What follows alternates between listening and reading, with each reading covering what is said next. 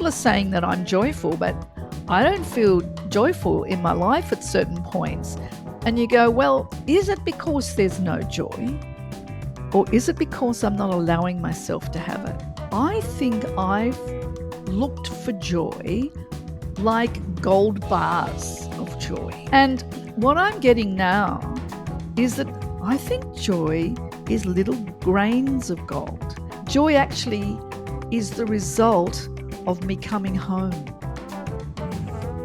to my spirit. Welcome to Midlife Unfiltered, a podcast about unapologetically embracing the season of me as we live the lives we want in midlife and beyond. I'm Anita McLachlan. I'm Erica Webb. We're here to make some noise, say hell no to outdated stereotypes, and hell yes to living life on our terms.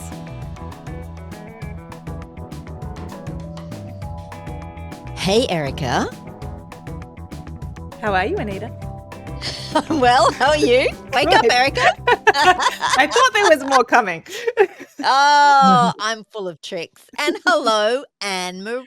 We have a guest today, Erica. We do. Hello, it's lovely to be with you, gorgeous women. Likewise, Annemarie. I was thinking about the fact that today we're going to talk about joy. And fun little fact, Annemarie, when we were planning out our episodes and we knew that we wanted to have some guests, you were literally the first name that came to both mine and Anita's lips when we were talking about joy. And one of the reasons for that is because there has been, for me anyway, multiple occasions where your name has popped up in my inbox at just a moment that was inexplicable. Like, honestly, you have brought me joy in your little inbox appearances in my life more times than I think you realize. So thank you for that. Oh. But can we throw to you, Annemarie, and, introduce yourself in whatever way you would like to, and then we're going to dive into talking about joy. Yay. Thank you, Erica. And I'm so glad that you I'll talk about myself first. I'll say who I am and then we'll talk about that. So, yes, my name is Maree Wilshire and my company is Vibrant Voices.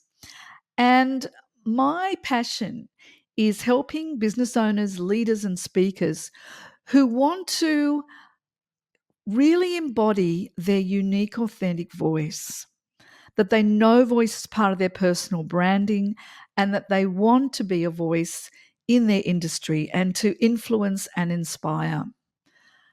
And I do this by combining the voice, the message, their presence into this package in my Vibrant Voices studio, my program called the Presence Lab, and in my coaching one-on-one and in groups. So that's a little bit of me. And this question of joy, I'd like to start by saying, thank you, and what are you doing? Because as I said to Anita, there are so many of the juicy topics that you have lined up in your podcast. I'd go, yep, don't even have to prepare. Yep. And then you give me joy. And it's really ironic because it's taken me on a really deep journey of reflection. Because I love, Erica, that my comments giving you joy, my little inbox things. I think you're extraordinary. And it's very easy for me to feed back to you when I feel touched deeply by how you share your wisdom in the world. And I guess I do that a lot with people. I love opportunities to give people like a little flower of joy by reflecting them, my experience of them back to them in a positive way. I don't think there's enough of that in the world.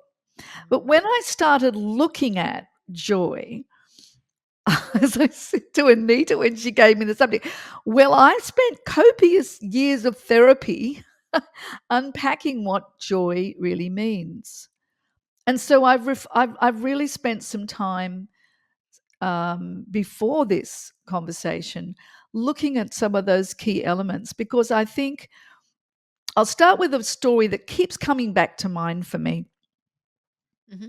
I was in a workshop a number of years ago with a wonderful facilitator, and she said, now think of all the people that you love or that you respect and you work with, or your family and your friends. And imagine yourself supporting them and loving them. And just imagine that light from your heart shining out to them. I go, oh, yeah, tick, tick, tick, tick, tick. Yes, cool. Yeah, okay. And then she said, and now imagine that's like a floodlight. And now turn that floodlight around so that it reflects to you.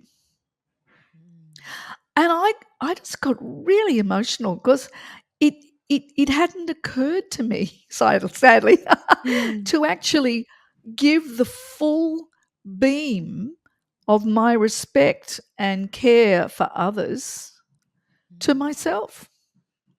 And I think this question of joy it's very painted with that same flavor to me of, so do I give myself permission to have joy? And when I go, gee, people are saying that I'm joyful, but I don't feel joyful in my life at certain points. And you go, well, is it because there's no joy? Or is it because I'm not allowing myself to have it? Oof. So that's the journey that I've been on. Thank you, I think.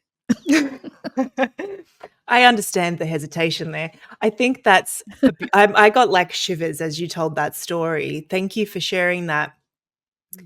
Thank you. I almost want to meet that with a little bit of my own vulnerability.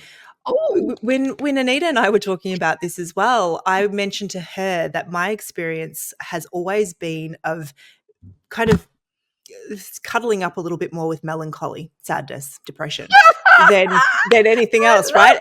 Would and probably people wouldn't necessarily know that about me, but if I absolutely would at my baseline be a sadder person than a happy one.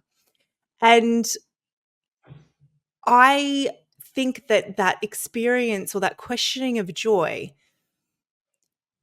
your story really makes me think of it through that lens as well, of going, yeah, like there's an element of allowing joy. And there's also, I think, a recognition that joy doesn't require the absence of things that are not joy. So like when you spoke about, like, there's been all these times in my life that really haven't been joyful. I think the really interesting thing about joy is that it can exist in moments and with a background that isn't necessarily joy. It doesn't require there to be an absence of grief or an absence of sadness or an absence of challenge. It can layer on all of those other things. I wonder if me saying that, like what that brings up. Yeah, stuff. So one of the interesting things for me, and is what I got to at the end of this reflection or number of reflections in my morning pages, is that I think when I was younger, I thought of joy like the Hollywood movie joy, and it was connected to high voltage moments or some, a success or a woohoo kind of thing, and it had a lot of charge in it. And yet really that was more excitement or relief even at times. And then as I've gone on and cards on the table, I've had a lot of quite challenging health issues, a lot of pain. I broke my spine last year, and it's only just mending. Like, there's lots of stuff there, right? And I think that ill health really saps joy very quickly because you're in survival mode, and to be joyful requires us to be embodied beyond survival mode. But anyway, so I'm playing around with this idea of joy, and I went, I think I've looked for joy like gold bars of joy, like here's a big thing of joy, And what I'm getting now is that I think joy is little grains of gold. And I said to myself in my writing a couple of days ago, what if I started a joy pouch? Ooh, And I love when that. I was when I'm sitting in the sun, or when I have a client that has a lovely win, big or little, or when I get a hug from my partner, or whatever it might be, what if I actually had the discipline to go, that is a nugget of gold, and put it in the pouch? And I think that that is really, to me, that's really the joy, because we can't actually have the joy. And this is coming on. I'd love to know Anita's thoughts before we go any further with this. But also, um, we can't have joy without being in our body. No. So I think, it's that thing about not looking for those big Hollywood moments, but actually going, right now in my body, I can feel this thing that maybe not what we've been taught to call joy, because I reckon, so I'm just unraveling all my thoughts here at once, that I reckon that joy equals balance.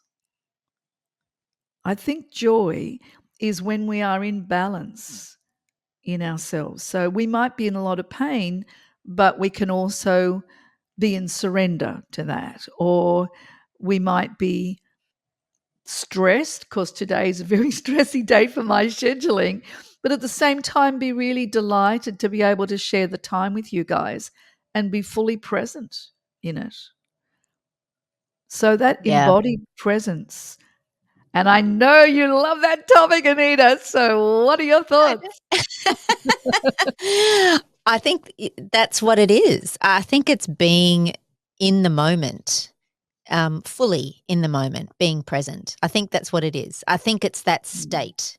Whereas Yes. the Hollywood stuff you were talking about, that's that external validation. That's how it's presented, isn't it? It's like fireworks have got to happen, and Yeah. I've been watching too much Bridgerton, so I'm getting Bridgerton Oh, me flashbacks. But too. Me too. but that's I think, and we may as well go here now. I reckon we've Yeah. opened the door here, but this is Yeah. joy versus happiness, right? Which I think um, is often there is a difference, and I think often we kind of maybe get them confused, or you Yeah. know. We're not true to what joy is. I think we describe happiness, which is that external hidden and validation from another source. Whereas Mm. what you've just described, Anne-Marie, is joy enables us, it's a state of being, and it enables us to feel the darkness, but it doesn't it holds us up, when we tap into it. So Yeah. I agree with you there. I think that's a really important difference to make, really, because happiness is fleeting as well. Joy is within us, and it's something that we carry with us, um, to have and to draw from when we need Yeah. it. I love that. And there's a word that you keep repeating, which I think is really fundamental in this discussion, and that is state. And the difference between an emotion and a state. So we don't sustain an emotion. Emotions only last a few seconds in reality. We keep Mhm. ping-ponging back and forth into different emotions. But state is something else. And that's how you're describing joy, when you're speaking, Anita, as that state of being. And I think too that, how would I describe it? Um,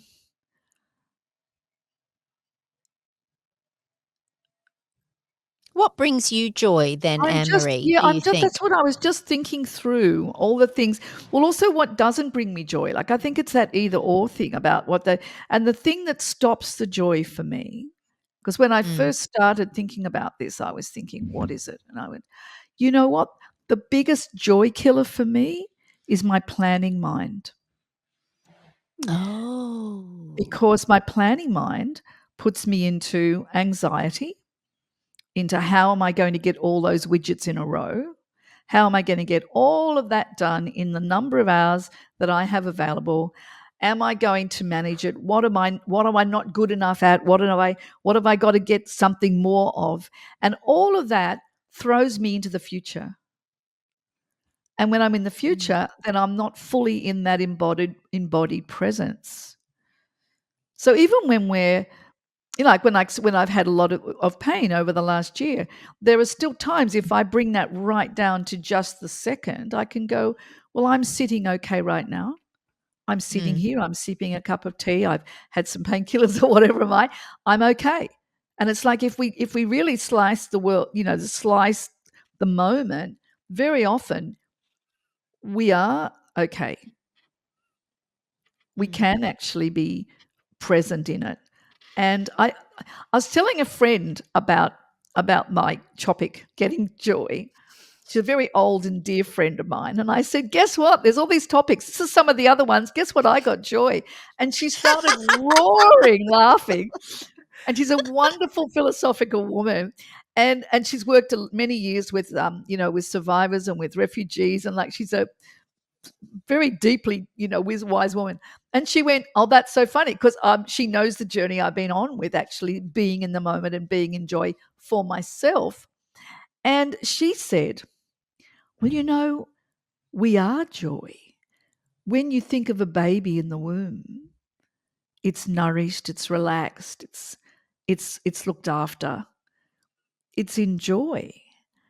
And we are born creatures of joy, my friend Belinda Cody was saying. And I was like, well, that's interesting, because spiritually that's what, yoga texts, for example, will say, that we are joy, we are light. And I think the journey for so many of us is having the capacity to tap into that. Yes. Yeah, love that. It absolutely is. The capacity, the permission. The capacity to tap into that. And you're right, I love embodiment. You and I have talked about that a lot in the past in various ways. And that's what I find, tapping into that. Immediately I get that sense of joy when it's visceral almost, it is coming through my body. I've been doing some singing lessons with you, Annemarie. Thank you. So, Yeah. because I just want to, for me, let go, right? It's that permission. It's the letting go of all the other things and just Yeah. be in the moment and exploring what that feels like in my body, and then through that feeling as the conduit, if you like, to that explosion. It doesn't even have to be an explosion, but that release of what Yeah. that emotion of joy feels like in that moment. So Oh, that's yeah. so thank you for that, Absolutely. Emery. Oh, my absolute delight and pleasure. I mean, you are one fiery rock chick. I love the fact that you're coming into your full power and expression. And I think there's two words that come to mind, Anita, when you're saying that, and that is, you talk about that kind of letting go and all of that. I think, for me, my philosophy, from what I know and what I've studied in yoga, etc., is that the universe is actually flow. It's not Mm, it's not still, it's flow. mhm, And mhm, so what happens is, if I forget to flow, I can't be in joy. mhm. So when you say Yeah, that release and everything, to me that's connected with the feeling of being in that flow, being in yeah, spaciousness and ease, which, if we come back to darling Erica here, is the queen of. And one of the mm, reasons why is it's so easy to lift you up and aw, you love what you do, because you actually give us the gift of that and the reminder of ways to be in that spacious ease and flow. Thank you. mm, And you know what? And it's funny because I'm not always in that either. But it's what you're making me think of. To me, joy is very quiet. That's been my experience. My experience of joy is that joy is quiet in my body anyway. And so I'm very struck by your description of kind of the like, I don't know, like chasing the Hollywood moment, because I think that's maybe where we get ourselves in strife, because if joy is quieter than the anxiety and the rumination and the fear, then we have to be able to get under that noise somehow. There's a practice that I often use with clients where we look for somewhere in the body that isn't the discomfort. And people can find a spot usually. Sometimes it's the way their feet connect with the floor. Sometimes there's a sort of an openness in their tummy or in their chest, or, it could be any number of things. To me, though, that for me personally is the embodiment of joy. And I can find that place in my body no matter what else is going on in my life. But if the anxiety is loud, if the fear is loud, if the anger is loud, if the worry is loud, it's just a little harder to get there. But yeah, so I love everything that you said, because that's what I keep hearing. The joy is quiet, but it's always there. Oh, that's so beautifully put, Erica. Absolutely. And there's a couple of things that fired off for me as you were speaking about that. I thought it's really interesting, and it makes so much sense of the current craving I have in my life, because I'm just a couple of months older than you two, and I find myself being drawn to more stillness. And I'm I'm a type A, I just keep going for it. I keep finding more mountains to climb, and I go for them. But at the same time, at the moment, I'm like, do I want to go out and see that show, or do I want to sit at home? Do I want to just sit here by myself and write and reflect and look out on the garden through the window, or go for a walk? Or do I want to get dressed up and go somewhere and drive in the car? And I'm appalled. Frankly, I'm appalled by the choices I'm making, which is, rather than, it's like, my idea of a fabulous time in the past, a few years back, would be a weekend of clothes shopping, going to all my favorite boutiques, racing around, sussing it all out, and that would have been like a lot of creative fun for me. And now I might get an email from a site that I love, going, hey, look what's just come in. And I'll go, ooh, it'd be nice to do that this afternoon. I never get around to it. It's like, you know what? It's just too much work. And I think at the bottom of all of that is my craving for stillness. It's like I need to go deeper and deeper, more consistently, so that, Erica, when I do have the stress or the anxiety or the whatever is not joy coming up, it's more, the foundation is there more strongly for me to call it back up. Yes, Is that from your you to draw from. experience? Is that your experience when you do give in to that urge to be still? Is that what you experience? Yeah, I'm finding lots of practices that consciously allow me to do that. And I mean, ironically, when I think about it, when do I feel, when do I come into the state of now? Let's just say, when I'm talking to you guys, I'm totally there. When I'm working with a client, live or in Zoom, I'm totally there. When I'm meditating, I'm totally there. But when I'm in the rest of my life, the challenge is still being able to find enough balance that I can do that more of the time. Does that make sense? Totally. Yeah, it does. But what's coming up for me is I'm wondering whether the things that you choose to have in your day otherwise are not things that bring you joy. Oh, Some of the Anita, other things where you're not present. yeah, but that's a really tricky question for all of us. No matter how Absolutely. much we do that we like, there's the administration, there's the things when the tech goes AWOL, there's when all of your plans go awry, or the washing machine breaks down and floods the bathroom or kitchen or something like that. There are many occasions where we can't control those things that are not joyful. So true. Yeah, I guess I was thinking about your example of going shopping, for example, Oh, yeah. yeah, Let's talk about that. where because that's a classic happiness hit. Yeah, That's not to me, that's not a hit of that's not that's not joy. joy. Well, I find joy in being creative. So, Yes. sometimes expressing myself through clothes creatively is a creative moment. Um, Mm. I'm But not the reminded of purchase. no, not just the purchase. However, um, my meditation guru, who's an Indian guru, had a phrase that he said a number of years ago that unfortunately stayed with me when I go shopping, and that is the joy of the joy is less than the sorrow of the joy. The joy of the joy is less than the sorrow of the joy. In other words, I could in the past go, oh, that's really exciting, like excitement, happiness rather than joy, grab something and think it was wonderful.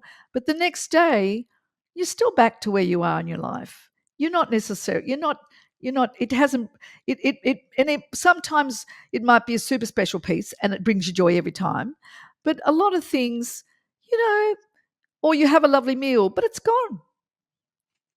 And I Mm. think it's really interesting, and I think this is one of the challenges I have as I've got older and reflected on this more, is that the things in the world that used to have joy attached to them, I now see as the um, mirage of joy. Mm.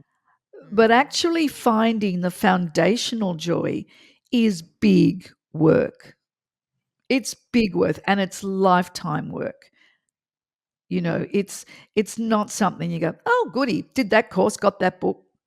It's that constant discipline and willingness to go to the hard places and to really be honest about the joy. Mm. Makes me think of the link between joy and contentment. And I don't know Oh, if they okay. are linked, but I keep coming back Yeah.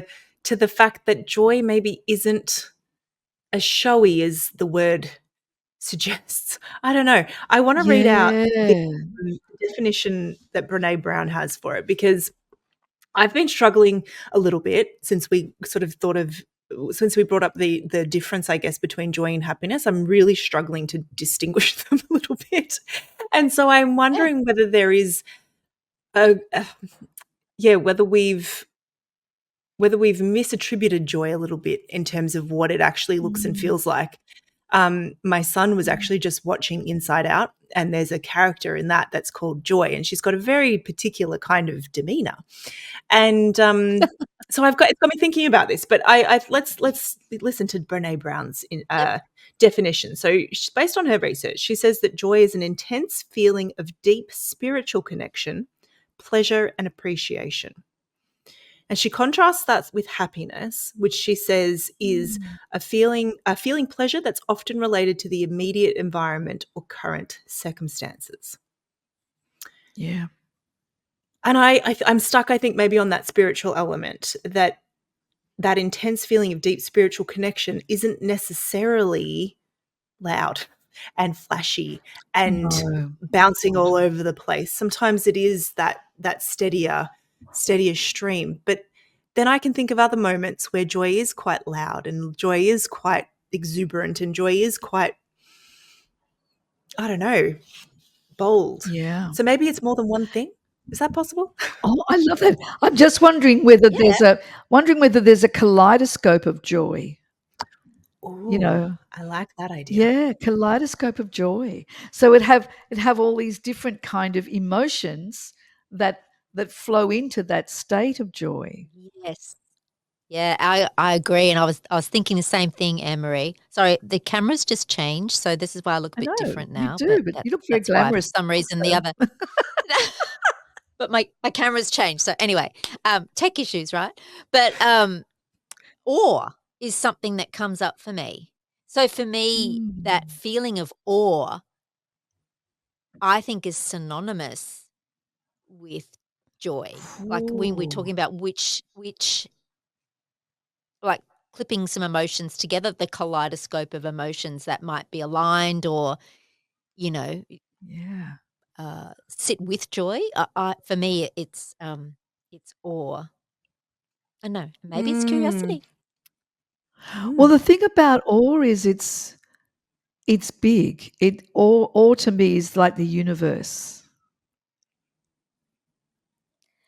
Awe to me is that feeling of being extraordinarily small in a big context. So Yeah. I remember, being in the Red Centre, at Uluru, and and then also in the Kimberley. The Kimberley, oh my God, everyone in Australia needs to experience the Kimberley. But standing on the cliff edge, looking out at all that was in front of me, which was one property, right? And we're Wow. talking vastness as far as the eye can see. This is one property. And for that moment, I felt incredibly small and at the same time, a spiritual connection. So that's why for me, awe and joy are kind of That's beautiful. very much, they're in bed with each other, Oh, that's like they're, beautiful. Do you know what that yeah. makes Anyway, me think of, yeah, Anita? Is it's like awe makes us feel small. And I wonder if the joy is seeing that we're part of that. that, You know, yeah. like Oh, we aren't yeah. just separate to Yeah. Write the. that down, Erica. That's what Yeah. it made me think of. Is it's like the joy is the recognition that we are also that. We are part of that. We are, Yes. a piece of that. Which Maybe if depending on how you want that's to so think about it. beautiful. And when you say that, Erica, the phrase that comes to mind for me is, and this links to the spiritual conundrum that you talked about from Brené Brown's quote. Joy actually is the result of me coming home Mm. to my spirit, Which is to Yes, that my higher embodiment self. piece again, isn't it? Yeah. that's embodiment, But it is, spirituality. Yep. it's the coming home. And I think of times when I've been with spiritual people. And one of the reasons that I love being in their presence is that everything else, it's like the Kimberley standing at the cliff, it's like everything else just goes quiet. And it's like, oh.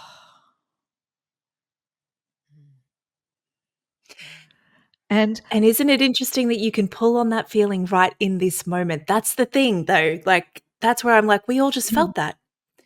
We mm, didn't nothing had to happen out here for us to grab that and know exactly what you meant. And I know I cut yeah. you off, so I Yeah. apologize, but I wanted to grab that No, moment. no. But you see, we each of us gave ourselves permission to have that. True. But you're right, Erica. Each time I recall that moment in my life, standing on the cliff edge in the Kimberley, I immediately go back to that feeling of joy, Mm. awe and joy. But that reconnects within me. It doesn't Yes. matter how many times I've told that story. It comes back to evoking the same kind of stirring up, that embodiment that's stirring up within me each and every time. Mm. Which really speaks to it So being same something here. that is linked to, but not dependent on being in that place. Mm. I don't have to be in the Kimberley to recreate it. I don't have to recreate it that way. It's Yeah. in here. It's very cool. Mm. Maybe it's in here. I don't know. Mm. All of it. It's everywhere. All of it. Very good.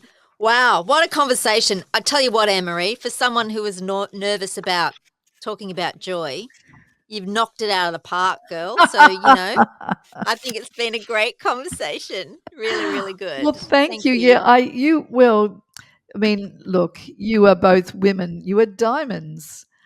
And it's such a privilege to have a chance to be present with you and just to talk about. And I think your whole podcast is so so important and exciting because we don't really take time to talk about these things and to talk about them in a real way, not in a pontifical kind of, oh yes, I've got the answers. but the challenge we have, and the challenges as a woman, when I think about joy and I think about what many of the women that may be listening to this might be experiencing, and the fact that so much of our lives is other focused, and how imperative it is that we find a way to gather those little shavings of joy, those little crumbs of it, and put it in our joy pouch, no matter how much we are focusing on being there for others, particularly at different points in our lives. Can I tell you something, Annemarie? Beautiful. One of the things that exists in the world of neuroscience, well, nervous system regulation, let's call it that, and pain science, is the notion of glimmers. And so when you're talking about these little pieces of joy, that's how it's spoken of in that world, that the antidote to, I guess, signs of pain and distress and things that can pull us into more pain and dysregulation, that the antidote to that is what they call glimmers. And so it's like this shimmering of moments of joy. And so that, like, not that it would have mattered if that didn't already exist in the world, but I love that picture that you have kind of created of this. Like, I've got this picture of like a little pouch of fairy dust that's been accumulated. That's, and it's a real thing, and it makes such a difference from the point of view of physical pain and emotional discomfort and pain. Glimmers and collecting those little pieces, that is the work. That is the thing that can help us all to feel more resourced to face the stuff that feels hard. So thank you for bringing that up. Thank you for bringing your own language around that and kind of bringing it to life a little bit, because it's kind of small, and at the same time it's like everything. It's huge. So it's beautiful. Yeah, and I was just this morning I saw this quote about joy that was sent to me, and it's this: some people could be given an entire field of roses and only see the thorns in it. Others could be given a single weed and only see the wildflower in it. Perception is a key component to gratitude, and gratitude is a key component to joy. Amy Weatherly. And I think that what we're saying, and I'm just imagining, what if anyone that's listening to this podcast buddied up energetically and said, let's look at our lives as being a journey of joy and call that back in, like see the wildflower. That what we're saying is joy is our foundation, it's our undercurrent, it's the inner river. So what if we were to embrace the idea, Terry, what if we embrace the idea that that is who we are and be on a treasure hunt for that each day? Yes. I love that. Me too. I just thought of it. We're going to write that down. We're going to put it on a T-shirt. You were the right girl for joy. There was something in our intuition, Anita. Yeah, we know what we're doing, Erica. We know You which do, guests you to get in here. Oh, wow. Oh, thank you, Annemarie. That's beautiful. And I think that's probably a great way to segue into our final question. What do you think, Erica? Oh, yeah. Let's do it. Tricky. Tricky Dicky question.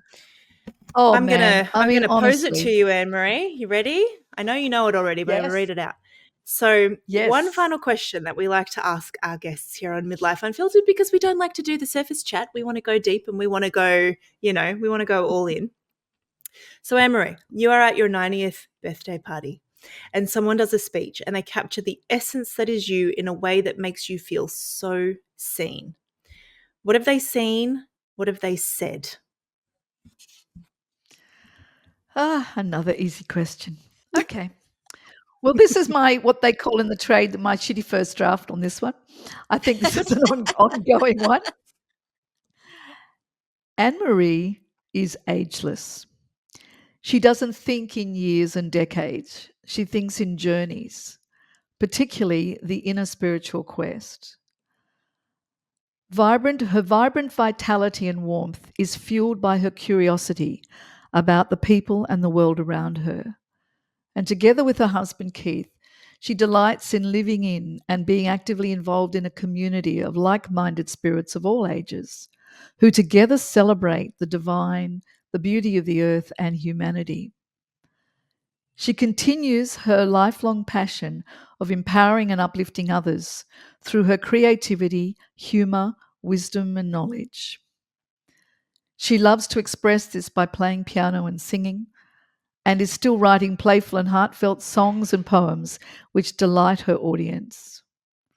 Her long-term meditation, yoga, and reflection sustains her commitment to evolve and helps her to manage her physical challenges with grace. Annemarie is grateful to be able to sustain good functional movement, Erica. Her commitment to exercising, healthy vegetarian food, her humor, and her beloved meditation continues to sustain her mind and body, so she's engaged and joyful whatever she is doing. Wow. That's beautiful. I mean, they just pass that over to whoever's doing speeches at your 90th, because that was amazing. And more importantly, we're talking about that river of joy within us. I hope you're going to print that off, put it on your wall, and look at it every day. Yeah. Because, honey, that is beautiful, and that is you. Thank you, darling Anita. Thank you, beautiful Erica. Thank you, Annemarie. This has been a joy, truly, A in joy. all the ways that we've possibly could talk about that. Thank you for saying yes to this, and thank you for being willing, I guess, to get a little bit uncomfortable with us in that too.